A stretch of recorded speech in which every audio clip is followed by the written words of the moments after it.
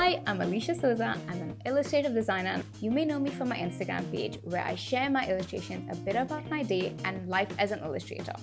In this video, I'm going to be giving you all the tips and tricks that I've picked up on my long journey as an illustrator, using social media to level up my business and pretty much hone my career into what it is today. First, there are a few things you need to remember when you're making content. Quality over quantity. You want to be posting content that people actually want to see. Your beautiful drawing is what people want to see. That's your value. That's your authenticity. Now, as for Instagram, algorithms change all the time and it's painful as heck, but that's just part of the game. How does your work or how do you make your work appeal to that seemingly evil algorithm? Few things can help. Consistency. Okay, I may repeat myself with this one, but I feel like this is the most important bit. You'll have to be consistent with posting, and there's a sweet spot of 1 to 4 times for Instagram posts and a few stories. Engaging. Engaging with your audience is wonderful and also keeps your numbers rolling.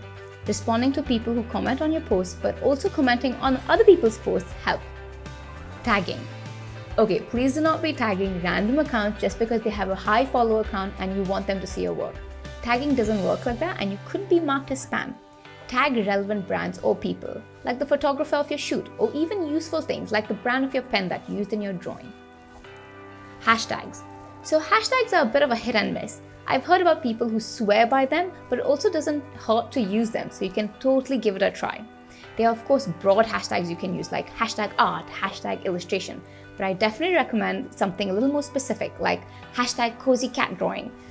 Also try to keep the hashtags a few spaces below your caption with a vertical line of full stops. Videos. So this is something that I've had to get myself along with. Videos definitely get more traction now and more attention. Reels in particular seem to be the order of the day.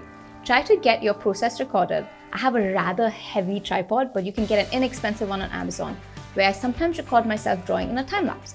Stories. Stories changed the game. I took them way quicker than I would have thought and they worked out so well. The best thing about stories is that you really don't need to polish up photos and it gives your audience a sort of behind the scenes feeling. A little tip to push your post is to share them as a story. Don't show the whole post image, you can blur it out or even have that new post gif atop the image. This works because sometimes your post doesn't reach your audience's feed, but they can catch it on a story and it helps give them that extra push. Highlights. Highlights are great to firstly address things that are asked frequently or to pin stories that are popular. Intro highlights are nice. Product highlights are useful and behind the scenes highlights are really interesting. Scheduling. As I mentioned earlier, you don't have to post hourly or even daily, but posting say once a month is probably not the best idea to keep you in memory, especially if that's why you're using social media. So when it comes to scheduling, you can use a social media calendar to help you out. There are third-party apps, websites that are great for planning your grid if you like it looking a certain way. I don't recommend getting other apps to post for you, but just using them as a calendar to know in advance what your next few weeks or days looks like is super useful.